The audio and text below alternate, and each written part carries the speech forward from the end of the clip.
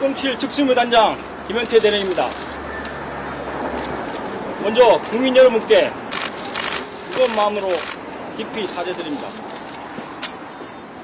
국회 국방위에 출석하여 제가 아는 모든 진실을 말씀드리고 싶었으나 기회가 없는 듯하여 이 자리에 섰습니다. 지금까지 저에게 많은 문자와 전화로 인터뷰를 요청해 주신 기자분들께 응답하지 못한 것은 절대 책임을 회피하고자 해서가 아님을 말씀드립니다. 저는 무능하고 무책임한 지휘관입니다. 부대원들을 사지로 몰았습니다.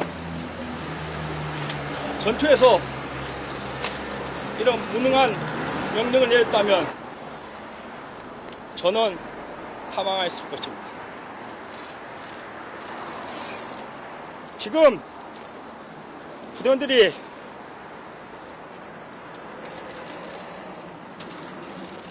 많이 아파하고 괴로워하고 있습니다. 부대원들의 아내와 자녀들이 아빠의 눈치를 보고 있습니다. 국민 여러분,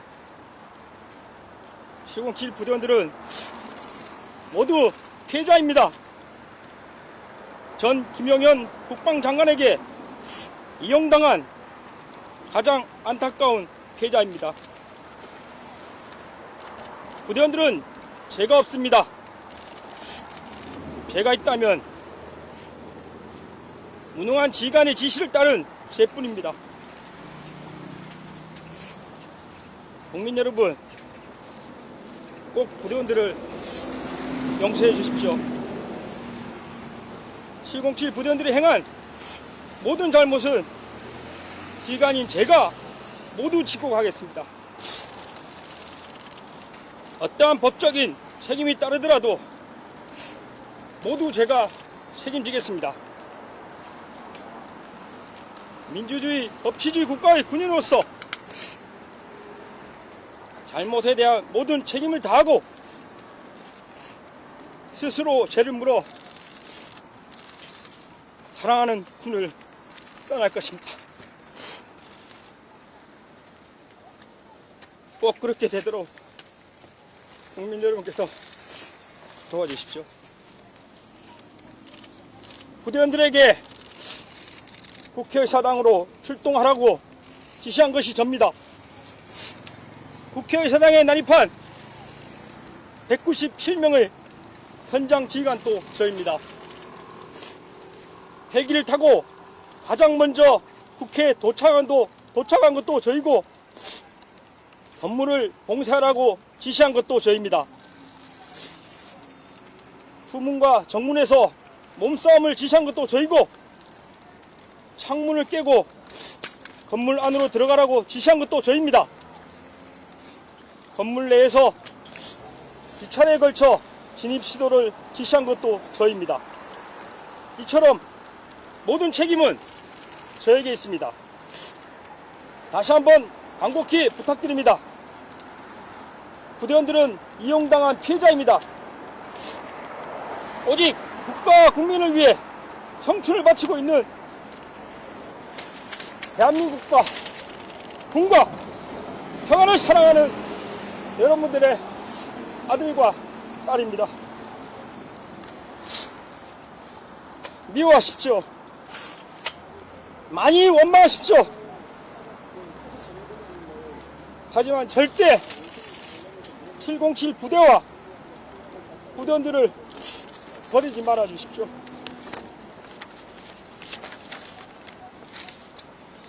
백호인은 국가와 국민에 대한 조건 없는 충성과 부대와 전우에 대한 무한한 사랑을 가슴 깊이 품고 죽음이 우리를 가릴 때까지 백호 정신으로 부대의 전통을 계승한다.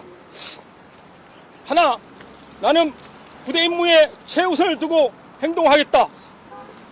둘, 나는 조국의 부름에 자랑스럽게 임하겠다.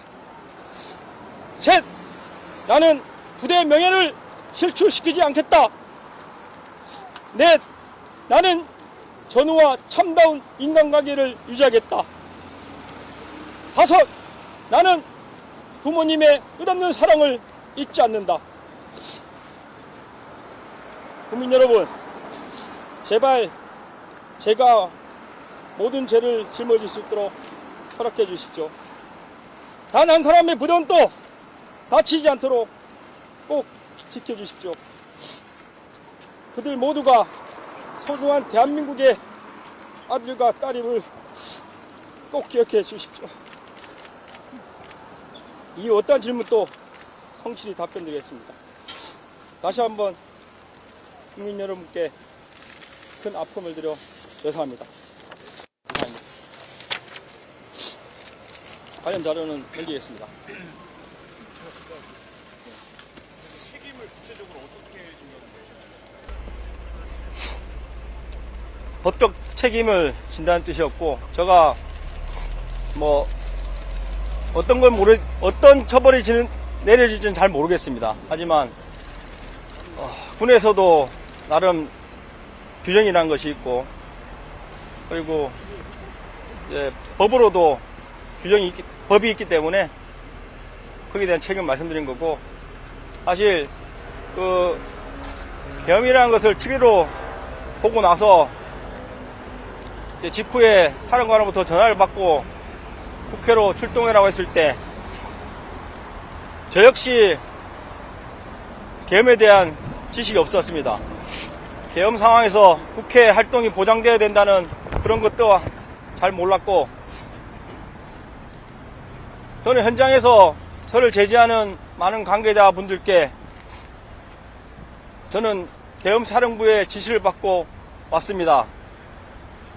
계엄사령부로 항의하십시오 라고 밖에 말할 수 없었습니다. 왜냐하면 그 상황에서도 국회 그런 활동이 보장되는 법에 대해서 제가 알지 못했던 것 같습니다. 당시에는 상황을 몰랐기 때문에 그 행동을 했지만, 모르는 것 또한 저의 책임이라 생각하고, 부대원들을 내란죄가 될 수 있는 위험에 맞들인 것을 사죄드리면서, 만에 하나 그 죄가 적용된다면 모든 부대원들의 죄를 저가 감수하겠습니다. 몇 시에 누구로부터 전화를 받고 맨 출동하신 거예요? 몇 시에 전화로 받으신 제가 드린 내용에 나와는 있습니다. 저도 시간을 정확히 기억 못하나 이후에 TV를 보면서 나름대로 정리한 것은, 대통령 계엄령 발표가 10시 23분경으로 알고 있고, 저는 10시 30분이 좀 넘어서 사령관으로 전화 받은 걸 기억하고 있습니다. 지시 내용 구체적으로 기억나시나요? 의원을 끌어내라거나 최초 지시는 바로 출동할 수 있냐고 물어봤습니다. 그래서 저는 가능하다고 했고, 그럼 빨리 국회로 출동할 준비를 해라. 헬기 12대가 올 것이다. 그 말만 듣고 부대원들을 다그쳐서 출동 준비하는데 20-30분이 걸렸던 것 같습니다. 이미 전에 임무명령을 내렸다는 게 예. 대기명령은 사실 사령관도 정확히 계엄에 대해서는 몰랐던 것 같고, 저한테 연초부터 같이 서울 지역에 대한 동시다발 테러에 대해서 많은 대화를 나눴습니다. 그거는 순수한 서울에서 테러가 났을 때, 경찰의 능력이 초과했을 때, 테러 방지법이 나오는 군 대테러 특공대를 요청했을 때 어떻게 하겠냐는 것이었고, 거기 관련해서 저희가 올해 처음으로 헬기를 이용해서 노즐섬에 전개하는 훈련도 저 기억에 4, 5월이었던 것 같은데 실시했었습니다. 최근에는 그와 유사한 내용으로 최근 풍선 도발이다 여러 가지 이유로 북한에 의한 어떤 형태인지 모르겠지만 서울에 도발이 있을 것이라는 그런 내용으로 강조를 했습니다. 그리고 당일은 그 관련된 훈련을 하자고 했습니다. 그래서 저희 내부적으로 판단한 것은 설사 북한에 의한 도발일지라도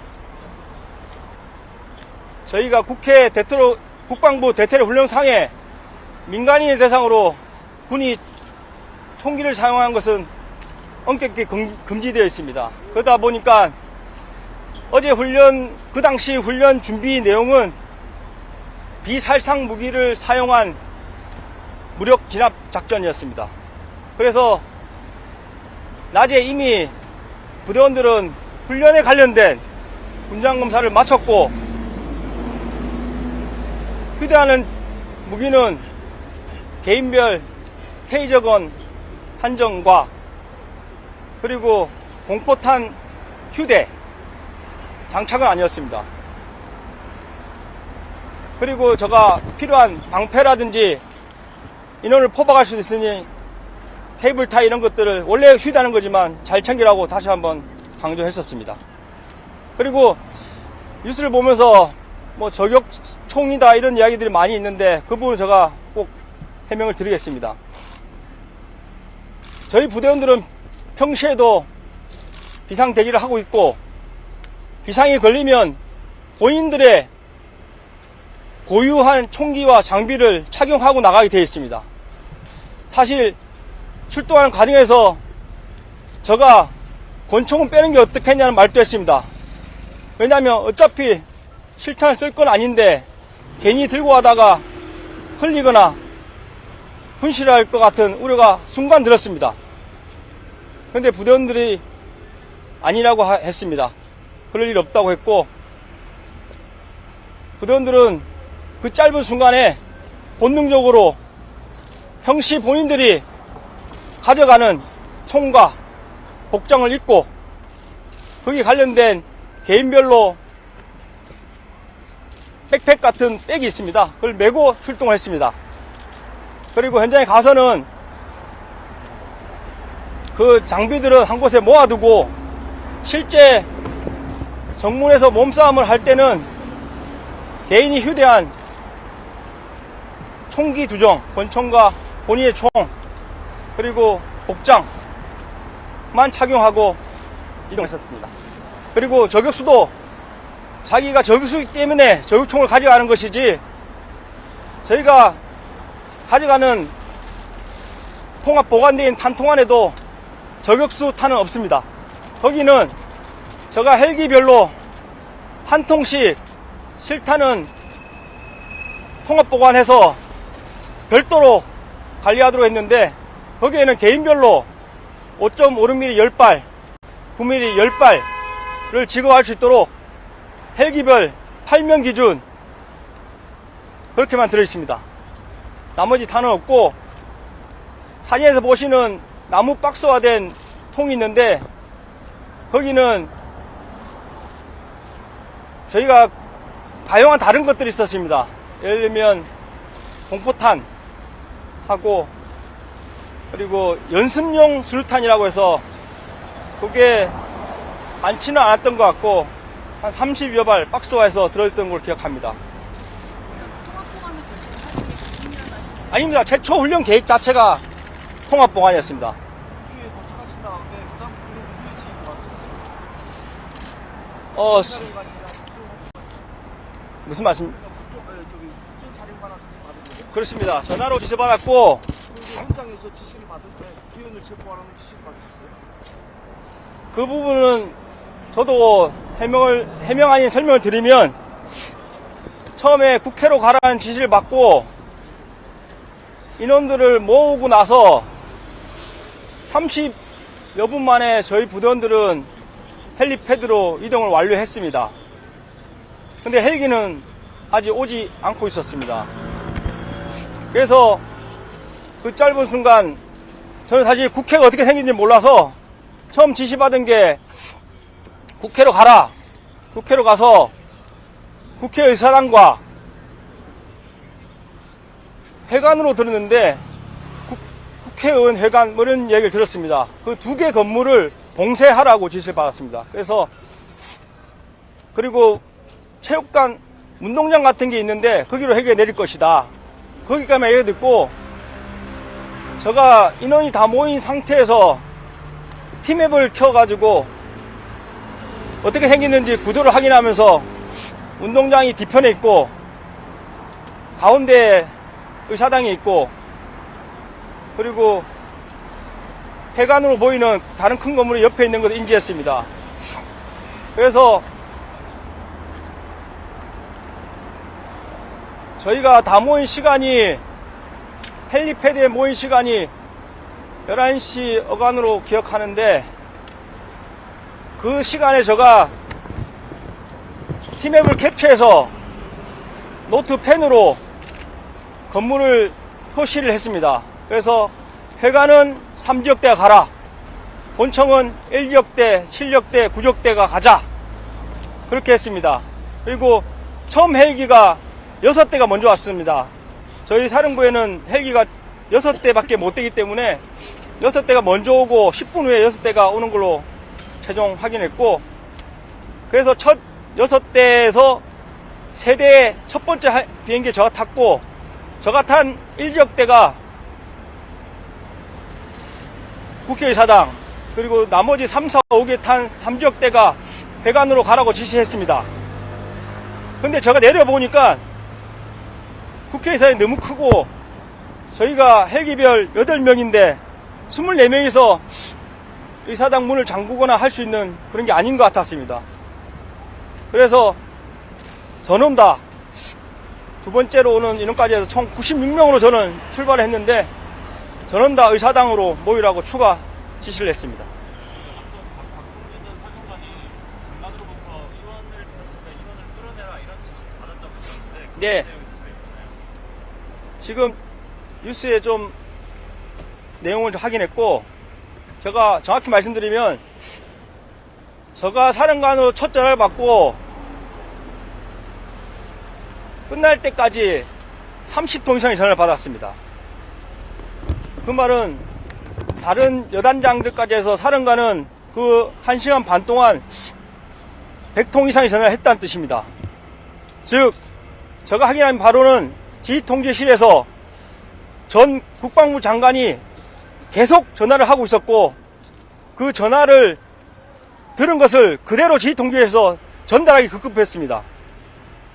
무슨 말이냐면 김용인 장관이 야 빨리 들어가서 국회의원들 끌어내 이런 말을 한 것을 그 지휘통제실에서 야 국회의원들 끌어내니까 빨리 전달해 이런 형태였다는 겁니다. 그리고 저한테 전화 와서도 처음에는 빨리 가서 언제 어디냐 하고 있습니다. 몇 분 남았냐?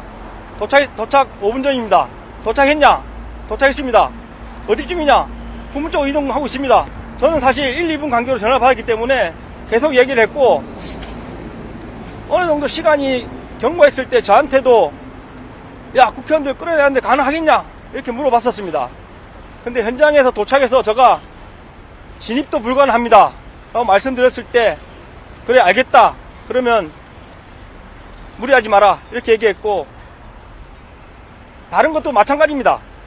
모든 여러분이 알고 계신 것은 전 김용인 장관이 전화로 사령관이 지시한 것을 사령관이 지휘통제실에서 1차적으로 그대로 지시한 것이지, 중간에 있는 여단장과 저가 중간 지휘관으로서 사령관과 소통하면서 현장 상황을 보고드렸고, 현장 상황을 보고받은 사령관은 저희 현장 지휘관들의 의견을 받아서 무리한 행동을 하지 말고 국민들의 안전과 부대원들의 안전을 최우선으로 챙기라고 했습니다.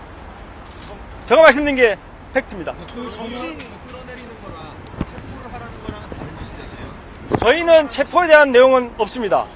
특전사는 전화 통화한 내용 공개하실 수 있네요 지금. 전화는 안보폰으로 했기 때문에 제가 하는 안보폰이 녹음이 안 됩니다. 저는 군에 반납하고 왔고 녹음이 안 되는 걸로 알고 있습니다. 지금 본회의장에 질문을 해야 되는데 본회의장에 왜 안 가시나요? 본회의장은 사실 뭐 최종적으로는 거길 들어가야 된다는 느낌이 있었지만 정문을 못 들어가는 상황에서 정문에 관련된 내용만 얘기했습니다. 제가 처음에 후문에 도착했습니다.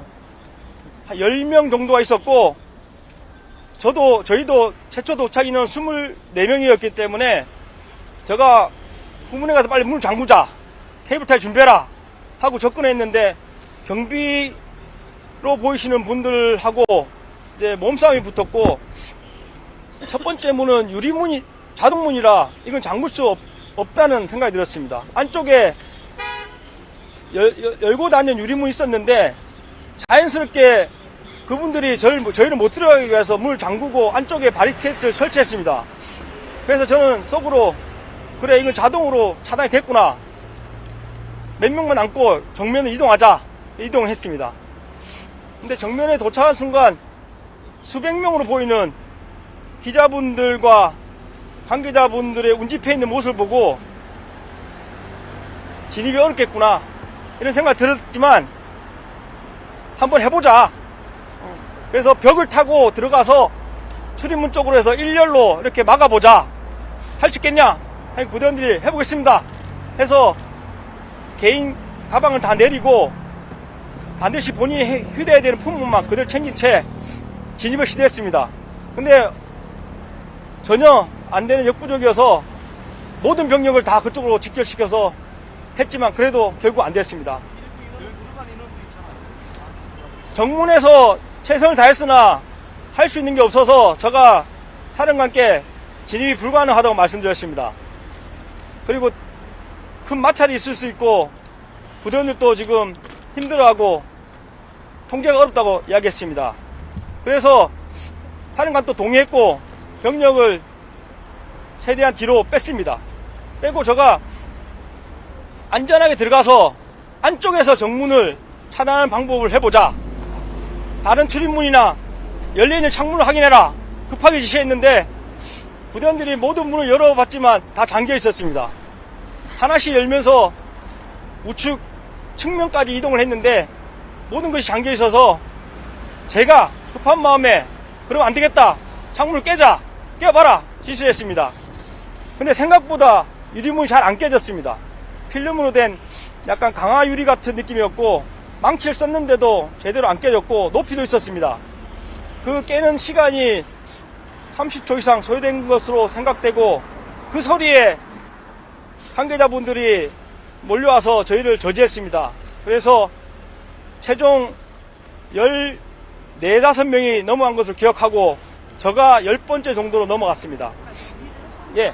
사령관한테 박정문 사령관한테 처음 지시받은 거는 예, 봉쇄하라였습니다. 봉쇄하라, 예. 진입하라라는 진입은 없었습니다. 건물을 봉쇄해서 확보하라. 본인 판단하신 거예요? 지시를 하게 되는 봉쇄라는 뜻은 외곽을 봉쇄할 수도 있고 안에서도 문을 다 잠그면 되는 겁니다. 그래서 그러니까 정확한 지시가 일단 봉쇄하라. 아무도 들어오고 나가지 못하게 봉쇄하라 했습니다. 끌어내라는 지시는 그거는 나중에 들어가서 끌어낼 수 있겠냐 뭐 이런 뉘앙스였으나 제가 진입도 안 됩니다 했을 때 알겠다고 했습니다. 근데 왜 창문을 깨고 진입을 하셨어요? 아까 말씀드린 대로 정면은 너무 위험했고 안으로 들어가서 저는 안쪽에서 정문을 막을 수 있을 거라 생각했습니다. 그럼 창문을 깨고 들어간 게 본회의장으로 가기 위해서가 아니라 아닙니다. 막기 위해서가. 그래서 제가 첫 번째 방향을 몰랐기 때문에 왼쪽으로 가면 정문인 것 같다. 그래서 왼쪽으로 가자 해서 문 열 준비를 했을 때 저를 포함 12명으로 기억하는데 문 앞에도 기자분들이 와 있었습니다. 저희를 막을 정도의 숫자는 아니었지만 기자분들이 와 있어서 문을 열자마자 좌측으로 뛰라고 했습니다. 그래서 좌측으로 뛰었는데 그 정문 로비인 것 같은데 그 앞에도 유리문이 있었습니다.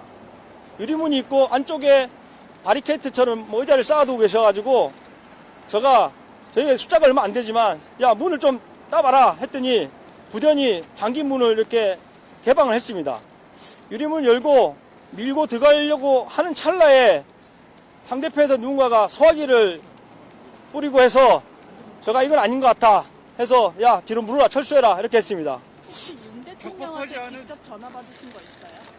없습니다. 저는 정치인 명단은 저는 사령관으로부터 안보폰으로 전화를 받으면서 지시받았지 그 외에 전화를 받은 거 일체 없습니다. 장관한테 직접 없습니다. 전화 받은 것도 없고. 예, 정치인 명단을 좀 서면으로든 구두로든 전달받은 게 있나요? 없습니다. 저희는 정치인 관련돼서는 일체 없습니다. 끌어내라는 명단은 따로 없었어요. 명단은 없었습니다. 저한테 중간에 말한 뉘앙스는 국회의원들이 모이고 있단다. 뭐 150명을 넘으면 안 된단다. 막아라. 안 되면 들어가서 끌어낼 수 있겠냐. 뭐 이런 뉘앙스였습니다. 그러니까 정확한 거 끌어낼 수 있겠냐라고 네. 의견을 구한 근데 거고 안 근데 된다는 현장에서는 말이에요. 진입도 안 됩니다. 그리고 다른 무리수는 줄 수 없습니다. 이런 대화가 서로 사령관과 저가 150명은 몇 나눴습니다. 시에 지시가 온 건가요? 150명이 모이면 안 된다라는 지시. 그거는 저 기억에 정문에서 한 사람 저도 정문에서 몸싸움을 하고 있었습니다. 그래서 시간을 계산해 보면 제가 11시 40분이 넘어서 헬기가 내린 것 같고 후문에 제가 12시 다 돼서 도착을 했고 정문에서 몸싸움을 12시 뭐 반 어간까지 한 걸로 기억하는데 12시 반이나 12시 반 사이였던 것 같습니다. 들어가서 끊어낼 수 있겠냐 하고 전화 오고 지금 국회의원들 모이고 있는데 150명 되면 안 된다 뭐 이런 뉘앙스로 말한 거는 그 시간이었던 것 같습니다. 그 지시는 사령관으로부터 예, 그렇습니다. 저는 다 사령관으로 전화 받고 몸싸움 하면서도 전화를 받다 보니까 소리가 잘 안 들려서 전화 중에 끊은 적도 있고 그래서 전화 통화는 나중에 세워봤는데 안보폰이 녹음은 안 되지만 전화하는 그 시간은 남아 있습니다. 그래서 제가 세워봤는데 받은 게 20통 정도 되고 제가 부재중이 있어서 건개 한 통 있었고 그리고 전화가 끊어진 것도 몇 번 있었던 것 같습니다. 폭탄이나 테이저건 사용을 건의를 현장에서 했었다라는 얘기가 있는데 그 건의를 하신 적이 있나요? 사실 건의는 누군가 저한테 물어는 봤습니다. 테이저건 사용을 할 수 있느냐. 그래서 제가 안 된다고 했고 지휘 통제가 다시 좀 어려웠습니다. 부대원들 다 개인별로 무전기를 가지고 있었지만 다 각자 몸싸움하고 있는 상황에서 제가 무전으로 하는 것들이 과연 이 100여 명한테 정확하게 다 전파되는지도 의문이었고 제가 우측으로 빠져서 창문을 열고 가보자 했을 때 모인 부대원은 사실 30여 명밖에 안 됩니다. 나머지 5, 60명은 사실 저랑 교신이 잘 안 되는 모습이었습니다. 안보폰은 누구에게 본다고 어디에 보관하고 있습니까 지금? 부대에 있습니다. 근데 누가 지금 보관하고 있어요? 저 사무실에 있습니다. 개인 서랍 안에 현재 제가 올 때 책상에 두고 왔습니다. 그 지휘통제 명령 받을 때 대통령 언급이 있었던 적이 있었나요? 뭐 많은 얘기. 대통령 언급은 없었습니다. 그 아까 3, 4월에 또 모의 연습을 한번 하셨었고 그때는 제가 확신하건대 순수하게 저희 평시에 하는 대테러 훈련 개념이었습니다. 그리고 계엄 당일에도 그 이제 어떤 모의 훈련을 하셨다고 했었잖아요. 계엄 당일은 모의 훈련이 아닙니다. 서울 지역에 대한 동시다발 테러라든지 거기에 대한 저희 임무에 관련된 훈련이었고 저의 느낌을 말씀드리면 물론 문서에도 써서 드렸지만 사령관도 전혀 몰랐던 것 같은데 계속 뭔가 위협에 대해서 전 장관이 이야기한 것 같습니다. 준비해라. 그래서 저는 도대체 뭡니까? 저는 사실 국정원이나 다른 정보를 가지고 말씀하신 줄 아십니다. 근데 당일날 말씀은 그전에는 그냥 강조식이었는데 당일은 뭔가 가능성이 높은 식으로 말을 하면서 나도 아무리였으면 좋겠다. 근데 TV를 보라 그러고 곧 뭔가 발표될 것처럼 얘기했다. 좀 심각한 것 같다. 너도 TV를 같이 보고 있어라. 그러면서 저녁 식사 이후에는 TV를 계속 모니터링 했습니다. 그 당일 몇 시에 했어요? 당일 그 얘기를 당일 몇 시에 했어요? 몇 시쯤? 저랑 그날 저희 본인께서 마음이 무거웠는지 저녁 식사를 같이 하자고 해서 저랑 사령부 처장들 둘이 한 게 아닙니다. 일곱 명 정도가 같이 저녁 식사를 부대 해관에서 했습니다. 잘 없는 일인가요? 이렇게 다 같이 아닙니다. 식사는 자주 있습니다. 자주 있는데 6시쯤인가요? 식사는 6시에 시작해서 1시간 아닙니다. 저희는 밥만 먹기 때문에 한 40분 정도 밥을 먹고 헤어졌고 제가 비상소집 훈련을 하겠다고 기 보고 드렸습니다. 훈련 문서는 제가 군 자료라서 가져오진 않았습니다. 근데 추후에 제가 제공하겠습니다. 그 훈련 계획은 전날부터 수립하고 있었고 내용은 그렇습니다. 사령관이 많이 강조하고 있고 특수작전 항공단 또 비행기를 준비하고 있다니, 그리고 아무 일도 없길 바라고 아무 일도 없으면 그냥 집에 가면 된다 해서 야 그래도 우리는 훈련을 하자. 그래서 제가 특강단장한테도 야 아무 일 없으면 바로 헬기 보내라. 그걸 타고 특수훈련 학교에 헬기를 내리고 저희 707 훈련장인 47 훈련장에 들어가서 훈련하는 걸로 하자 해서 거기에 대한 세부 계획을 다 수립했습니다. 그리고 당일날 헬기가 내리려면 안전요원이 필요하기 때문에 제가 특수훈련 학교에도 안전요원을 다 배치한 상태였습니다. 그리고 부대원들 퇴근시키고 불시에 제가 점검한다고 해서 제가 7시 밥을 먹고 7시 50분에 비상을 걸었습니다. 저희는 1시간 내에 출동 완료를 해야 되기 때문에 8시 50분에 출동 군장 검사를 해서 완료를 하고 9시에 주요 직위자들만 지통제실에 모여서 제가 사후 강평을 했습니다. 이건 어떻고 저렇고 하다 보니까 3, 40분이 지나갔고 10시가 다가오는데 그러면 뭐 아무도 딱 보니까 아무도 없다. TV도 아무도 안 나오고 뭐 발표하려면 뭐 예고가 있어야 되는데 조용하다. 그래서 제가 특강단장 전화해서 야 헬기 보내봐. 훈련을 하게. 이랬더니 특강단장님 알겠다. 사령관님께 여쭤볼게. 그렇게 했습니다. 그런데 확인한 결과 사령관님은 뭐 훈련을 하지 말고 헬기는 그냥 그대로 보내지 말고 준비 대기해. 이런 식으로 말씀했답니다. 그래서 제가 10시쯤이었던 것 같은데 부대원들한테 야 미안하다 야 헬기는 안 될 것 같고 오늘 훈련은 이거 끝내자. 자 퇴근 준비해 하고 퇴근 준비를 지시하고 퇴근이 전파된 상태에서 이제 사무실로 이동하는데 지휘통제실 저희 지통실 TV에서 인원들이 TV 뭐 합니다 하고 해서 제가 계엄이라는 걸 봤습니다. 그리고 보고 사무실로 들어오는 순간 사령관으로 전화를 받았습니다. 그래서 이제 흩어지고 있는 부대원들한테 소리를 질렀습니다. 야, 다 들어와! 빨리 와! 이렇게 해서 지통제에 있던 주요 직위자들 불러서 임무를 줬습니다. 사전에 이 서울 관련 훈련을 갖다가 사령관이랑 이야기를 할 때 예. 사령관이 어떤 장관 관련 전혀 없습니다. 그때는 순수하게 정말 서울 지역에 동시다발 테러가 났을 때 훈련에 대한 내용이었습니다. 그 지금 네. 이 자리에 오셔가지고 말씀하시는 그 이유하고 예. 실제 부대원들이 피해가 있는 건지 현재 부대원들 피해는 없습니다. 없고 사령관이 직무 배제돼서 수도군단으로 이동했고 오늘부로 일상 부여단장도 타 사단으로 다 이동을 했습니다. 다음은 저라는 생각을 했고 저는 끝까지 부대에 남아서 부대원들이 무죄라는 것을 확인하고 당당히 저가 죄를 받고 아까 말씀드린 대로 스스로 전향하겠다는 생각으로 나왔고 시간이 지나면 지날수록 부대원들의 우려가 커질 것 같아서 부대원들을 달래고 싶은 마음에 나왔습니다. 다른 건 없습니다. 네.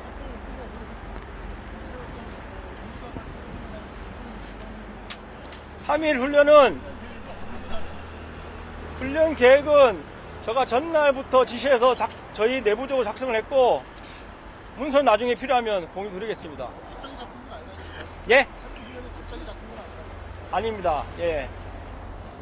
훈련 내용은 말씀드린 대로 서울 지역에 동시다발 테러일 수도 있고 북한이 사주한 누군가일 수 있기 때문에 무기를 사용하지 않고 아까 말한 퇴적은이나 공포탄, 방패 이런 것들을 이용해서 제압할 수 있는 훈련을 처음으로 해보자. 그래서 그 인터넷에 나와 있는 죄송합니다. 캡처했던 문구 밑에 보면 SOP 작성 이런 게 있는데 저희 부대원입니다. 저 나중에 뭐 확인하려고 한 건 아니고 전 사실 뭐 부대원을 예상했지만 누구냐고 확인하라는 지시도 안 했습니다. 근데 부대원 이제 지역대 누군가가 확인해서 알려줬는데 저희 지역대입니다. 죄송합니다 하면서 알려줬는데 제가 괜찮다고 했습니다. 그리고 부대원들한테도 뭐 필요한 제보든 뭐 하는 것에 대해서 절대 터치하지 말고 했습니다. 갑자기 했지만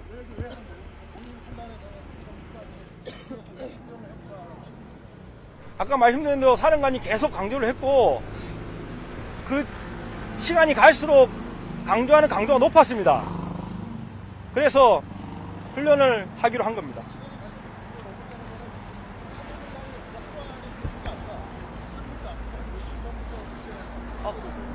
강조는 매일같이 됐습니다. 매일같이 됐는데 제가 2, 3일 전까지 느끼는 강도는 도대체 무슨 정보를 가지고 이런 말씀을 하실까? 아무것도 없는 것 같은데, 사실 저도 사령관님만큼 많은 정보 루트가 있다고 자부하는 사람입니다. 제가 국무총리실에서 대테러센터에서 3년간 근무하면서 대테러 분야에서는 제가 나름대로 인맥과 루트를 가진 사람이라 자부하기 때문에 내가 아는 루트로 아무 정보가 없는데 도대체 무슨 정보를 가지고 강조하나 하면서도 알겠습니다 하면서 했고, 부대원들은 사실 그때는 특별한 지시는 없었습니다. 강조만 했습니다.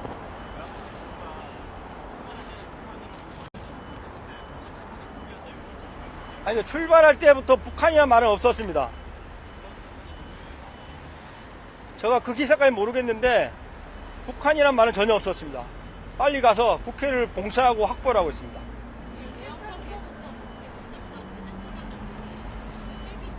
아니, 헬기가 생각보다 늦게 왔습니다. 왜냐하면 조정사들도 아마 저와 비슷한 상황일 겁니다. 특강단장도 저랑 같은 생각으로 10시에 퇴근 지시를 한 것 같습니다. 그러다 보니까 10시 반 넘어서 특강단 전화 받고 나서 퇴근한 조정사들을 불러서 보내다 보니까 저희는 30분 내에 11시 전에 직결을 했는데 제일 빠른 헬기가 11시 20분 넘어서 왔습니다. 그래서 제가 11시 20분 좀 넘어서 1번기를 탔고 이동하는데 30분 정도 걸렸습니다. 그래서 11시 50분 어간에 제가 1번기로 도착했던 것 같습니다. 만약에 탄핵 해제 결의안이 조금 더 늦게 통과됐으면 국회의원 끌어내는 것은 가능했을까요? 불가능했습니다. 만약에 가능하게 하는 방법은 실탄을 쓰는 방법밖에 없었습니다. 그건 상상도 하지 않았고 제가 설사 지시했더라도 그 말을 따를 부대가 한 명도 없습니다. 실탄 규별 직업을 지시 한 통에 있습니다. 나라라고 한 게 네. 본인 지시로 규별 때 항상 공무원들한테 시켰다고 말씀하셨는데 사령관도 지시했고 저희는 그 훈련 자체도 통합 보관이었고, 왜냐하면 비상시 대비를 해서 저희는 탄을 항상 휴대를 합니다. 예를 들어서 여름에 바닷가에 해상훈련을 가더라도 저희 군인들은 총과 탄을 가져갑니다. 그래서 탄은 동일한 방식으로 통합 보관을 하고 총은 바닷가에 별도 보관을 합니다. 총 쓸 일이 없지만 혹시라도 정군의 국지 도발이라든지 위협 상황이 생길 수 있기 때문에 저희 군인들은 모든 훈련에 총을 가져가고 탄은 통합해서 가져가는 게 원칙입니다. 그래서 그날 훈련도 비살상 무기를 이용한 훈련이었지만 탄은 최소 분량으로 휴대를 시킨 겁니다. 통합 보관을 시켰지 사용하기 위한 목적이 아닙니다. 오늘 기자회견 한다고 누구한테 보고하셨고 아무도 얘기 안 했습니다. 말라는 아무에게도 보고 안 하셨어요? 사실 저는 말씀드린 대로 지난주 금요일 날 국방위 출석차 이동 중에 있었습니다. 서울에 거의 도착했는데 갑자기 국방부 전화 와서 취소됐으니 가지 마라, 차를 돌려라고 했습니다. 사령관과 삼여단장과 3명이 같이 가고 있었는데 차를 돌릴 수밖에 없었습니다. 확인해 본 결과 나중에 알았지만 여당에서는 기다리고 있었고 야당에서는 기다리고 있었고 국방부에서는 출석이 기준이 있는데 기준을 충족 못한 식으로 답변했습니다. 제가 정확히 모르겠습니다. 예를 들면 뭐 12시간 전에는 통보해야 되는데 뭐 6시간 전에 통보해서 그런 건지 기준에 불충분하기 때문에 갈 필요 없다. 돌아가라. 그렇게 해서 저희는 돌아갔고, 저는 돌아와서 탄핵 투표대에서 부대원들과 앉아서 보면서 국민이 생각한 것처럼 저도 표결이 되겠구나 이런 생각으로 TV를 보고 있었는데 부결이 되는 순간 국방위도 안 열리겠구나, 내가 국방위에 가서 뭔가 말씀드릴 기회가 없을 수 있겠구나 생각했습니다. 그리고 사실 기자회견은 생각을 하지 않았는데 제가 저녁 늦게 제가 아는 국방부 기자분께 전화로 기자회견을 내가 만약에 하게 되면 기자분들한테 전달해 줄 수 있느냐 그 이야기를 했고, 정말 저녁에 집에서 10시가 넘어서 결심을 하고 조금 전에 읽어드린 문구도 그때 작성을 했습니다. 그래서 새벽까지 작성을 하고 혼자 연습을 하고, 분명히 오는데 많은 어려움이 있을 것 같다는 생각이 들어서 정말 아무에게도 얘기를 안 하고, 제가 그 부탁드린 기자한테도 이렇게 했습니다. 내가 출발할 때 중간에 전화하면 전달해달라. 미리 전달하면 분명히 내가 출발이 안 된다. 그리고 내가 전화 안 하면 안 가는 것이다. 미리 전파하지 마라. 그렇게 얘기하고, 제가 출발해서 이천 지역을 벗어났을 때쯤 전화를 해서 모아달라고 부탁을 했습니다. 출발이 안 된다는 건 누군가 막을 거라고 생각을 하셨죠? 그런 우려를 했습니다. 그럼 철수는 몇 시에 누가 뭐 지시를 받으신 거예요? 아니면 본인 판단이 국회에서 철수하게 된 경우? 철수는 제가 그 1층 로비 쪽에서 출입이 막혀서 다른 길을 찾다가 엘리베이터가 있어서 엘리베이터를 타고 기억이 잘 안 나나 2층, 4층, 지하 1층 등을 좀 헤매면서 돌아다녔던 것 같습니다.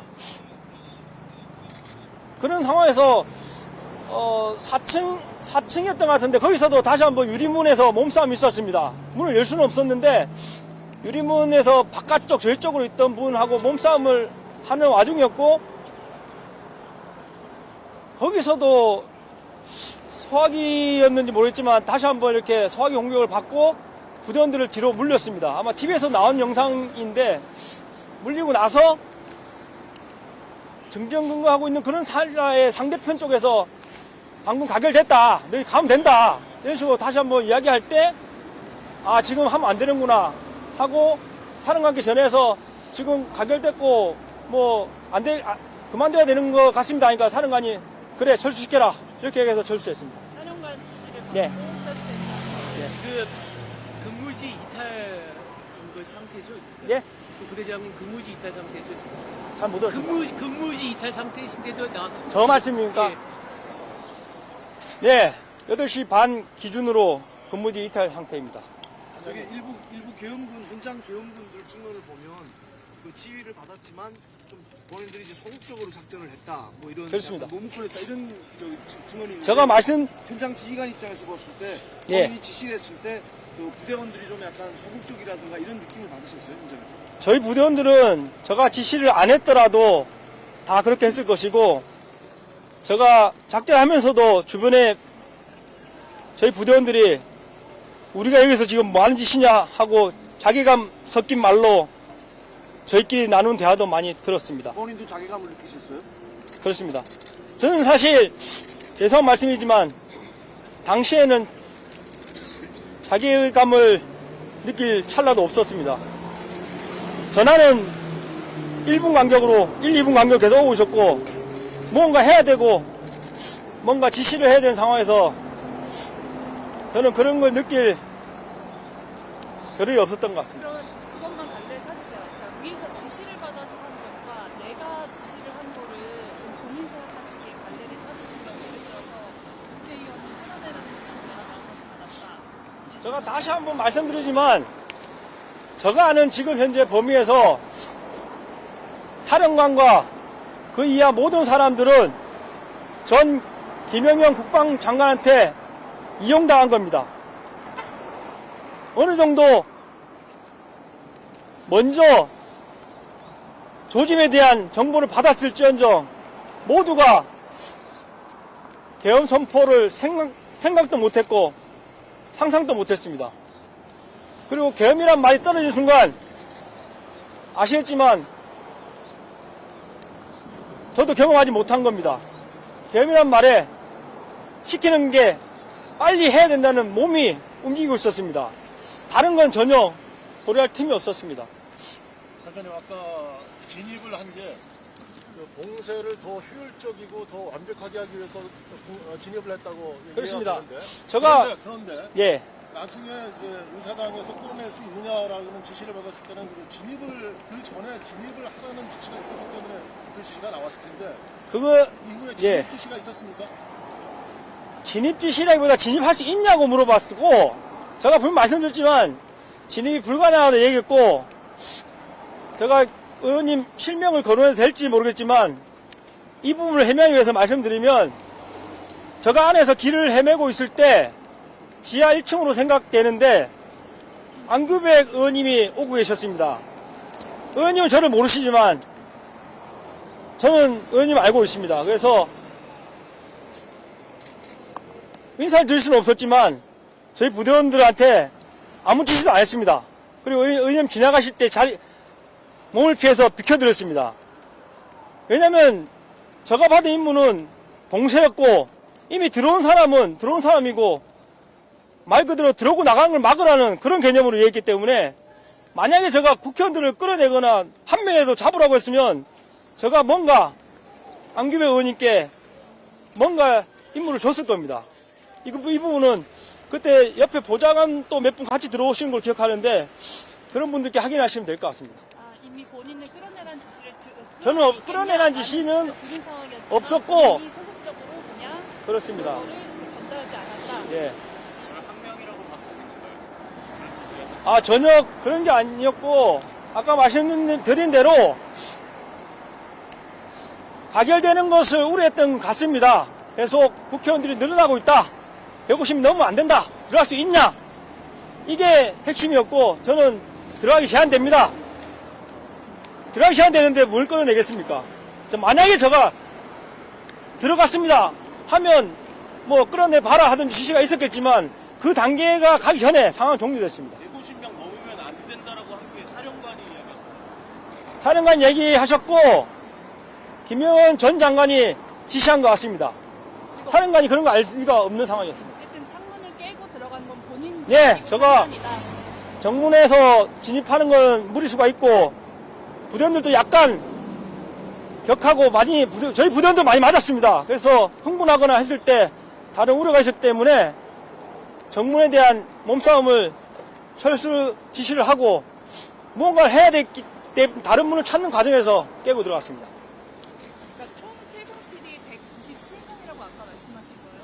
그때 게 197명이 맞아요? 예, 사실 저는 96명으로 알고 출발했습니다. 근데 제가 몸싸움하고 있는 찰나에 추가 인원이 필요했다고 판단했는지 사령부에서 추가 12대를 다시 돌려보낸 헬기를 이용해서 저희 부대원들을 다시 데리고 온 것 같습니다. 그래서 제가 다 끝나고 알았습니다.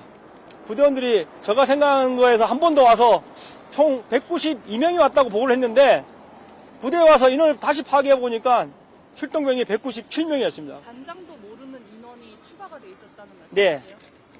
물론 뭐 저희 707 단에도 지휘 통제실이 있기 때문에 당연히 사령부에서 저희 단으로 전화해서 추가 100명을 더 준비해라 하고 출발시켰을 겁니다. 당연히.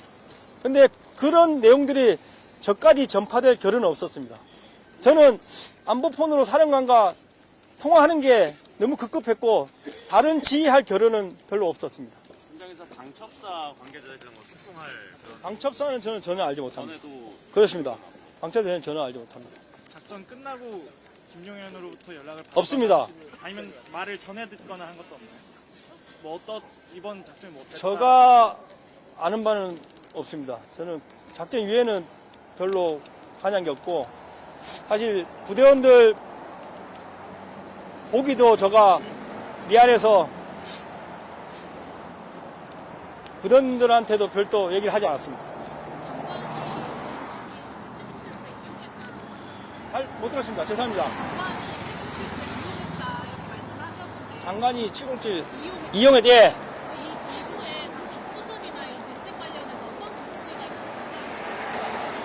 잠깐 좀 말씀해 주시면 죄송합니다. 예. 이용했다라고 하셨는데 예. 이후에 이런 후속 조치나 관련해서 대체 어떻게 좀 수습이 이루어져야 될지 제가 법은 잘 모릅니다. 근데 뉴스에 나와 있는 만약에 내란죄가 성립됐을 때 국회에 진입한 모든 사람들이 처벌을 받는 걸로 알고 있습니다. 그 내란죄가 성립되지 않더라도 아마 군 내부적인 조사를 통해서 많은 사람들이 징계선상에 서게 될 것입니다. 제가 오늘 이 자리에 나온 이유는 그 어떤 상황이 생기더라도 저를 제외한 단 한 명의 부대원도 다치지 않도록 국민 여러분께서 챙겨주시길 부탁드리기 위해서 왔습니다. 계엄군 다른 건 없습니다. 계엄 이후에 계엄군 부대원들 상황 상태에 대해서 말씀하셨나요? 현재 부대원들 상황 말씀입니까? 아까 말씀드린 대로 제가 사건 이후에 부대원들을 볼 수 있는 마음의 준비가 안 되어 있었습니다. 사실 오늘 제가 제대별로 얼굴 보려고 시간을 잡아뒀는데 아침에 오면서 취소하도록 돼 있고, 저는 그냥 저희 지역대원들하고만 소통하면서 부대원들 괜찮냐? 지금 어떠냐? 대부분 괜찮다고는 말했지만 괜찮은 게 아니었을 겁니다. 그리고 시간이 갈수록 힘들어할 거라고 생각합니다. 그래서 제가 한 시간도 빨리 뭔가를 해야 되겠다. 그게 지난주 금요일 국방위 참석이었는데, 저는 오늘 월요일날 국방위가 개최될 거라는 이야기를 듣고 주말에 계속 기다렸습니다. 그리고 제가 아는 루트를 이용해서 확인해 본 결과 어제 밤에 확인한 결과 안 열릴 것 같다 였습니다. 그래서 어제 밤늦게 제가 급히 생각한 방법이 기자회견이었습니다. 특전사령관 그냥 괜찮아. 특전사령관께서 직접 유튜브 나오셔서 예. 기자회견 형식으로 하셨는데, 혹시 거기서 사실관계가 좀 다르다거나 아니면 다르지 않습니다. 다르지 않고, 모르겠습니다. 뭐 제가 모르는 내용이 있을 수 있으나, 제가 사령관 유튜브를 보면서 저희 부대원들하고 많은 사람이 울었습니다. 고마워서. 근데 조금 여러분들이 오해하실 수 있는 부분은, 제가 말씀드린 대로 사령관 또 사령부 지휘통지실에서 전화를 받으면서 받은 걸 그대로 1차적으로 뱉어냈기 때문에 끌어내라 이런 내용들이 많이 보도되고 있는데, 첫 번째는 당연히 그걸 지시를 했을 것 같습니다. 하지만 그 내용들이 현장에 있는 저나 다른 여단 지휘관들한테 전달됐고, 현장에 대한 상황을 사령관께 설명했을 때 절대 무리하지 마라, 알았다, 하지 마라, 이런 식으로 해서 정정 지시를 했기 때문에 최종적으로 부하들한테 끌어내라, 무기를 사용해라는 지시는 사령관으로부터 일체 없었다고 이해해 주십시오. 아까 회견문에 이게 실제 상황이었던 분들이 사망했다거나 하면서 좀 울먹이셨는데 이 말씀은 무슨? 죄송합니다. 제가 아까 회견문에 실제 상황이었으면 모두 부대원들이 예. 사망했다 하셨는데 그게 무슨 의미예요? 말씀드린 그대로입니다. 군이라는 조직이 명령에 의해서 움직이는 조직입니다. 그만큼 지휘관의 책임이 무겁고, 잘못된 명령을 통해서 전쟁 중에 많은 부하들이 희생될 수가 있습니다. 제가 국회에 진입시킨 이 상황을 만약에 전시였다면 어떤 것일까 고민하다가 쓴 겁니다. 큰 의미를 주지 말아 주십시오. 오늘 이렇게 이제 회견이 마지막이실 것 같은데, 혹시 뭐 김용현 전 장관이나 이런 분들한테 좀 남기고 싶은 말 같은 게 있으실까요? 처음 뉴스에 김용현 국방부 장관께서 본인이 다 책임을 진다고 했습니다. 그래서 부대원들은 기다렸습니다. 그런데 아무런 반응이 없었습니다. 그래서 사령관께서 부대원들을 구하고자 고백을 한 것으로 알고 있고, 저도 똑같은 심정으로 사령관께서 못 막으신다면 저라도 어떻게 막아보자 하는 심정으로 나왔습니다. 만약에 저희 부대원들한테 저가 다 짊어져야 되는데 그러지 못하게 된다면 분명 다음 지가 아닌 저희 지역대장 선원들이 막을 것입니다. 혹시 시점에서 김영현 국방부 장관에 대해서 어떤 원망 같은 마음이 있나요? 이용당했다고 하셨으니까 말씀드린 대로 많이 원망스럽습니다. 그 사건 이후에 김영 장관으로부터 전 장관으로부터 뭐 미안하다든가 이런 사과의 말 같은 걸 간접적으로 전달받는 게 있어요. 없습니다. 그런 거 받고 싶지도 않고 저는 오직 부대원들 지키고 싶을 뿐입니다.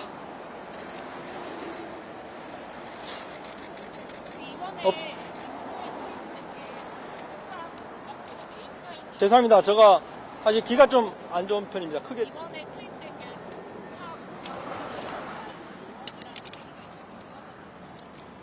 HID가 투입됐나요? 저 뉴스를 보고 알았습니다. 정보사 요원이 성관이로 갔다는 건 뉴스를 보고 알았습니다. 그건 제가 할 수 있는 영역이 아닌 것 같습니다.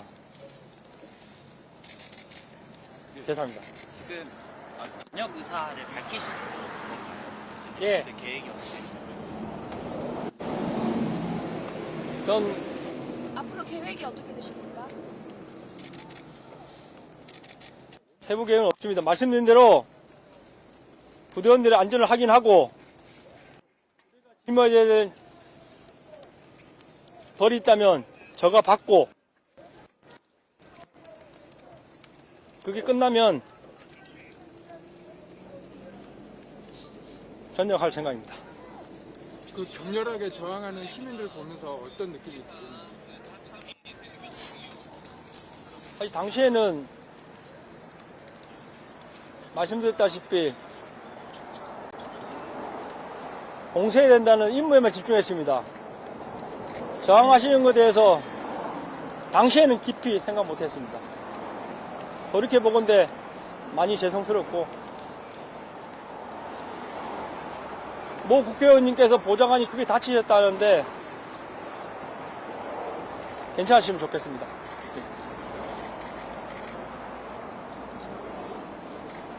특별한 것을 마치겠습니다. 국민께도 한마디 해주세요. 국민분께는 앞서 말씀드린 것으로 대처하겠습니다. 죄송스럽고, 제가 이렇게 말하면 좀 뻔뻔할 수 있지만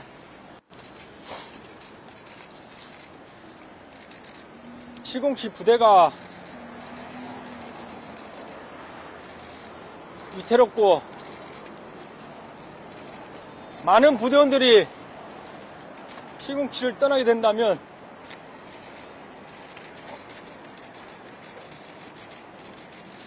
국민 여러분께서도 많이 가슴 아프실 겁니다. 그리고 국민으로서 염려되는 것은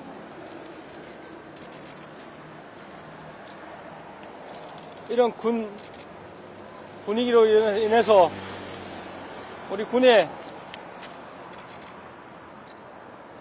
위기가 올까 하는 염려가 많이 듭니다. 그런 일이 없도록 국민 여러분께서 꼭 도와주시기 바랍니다.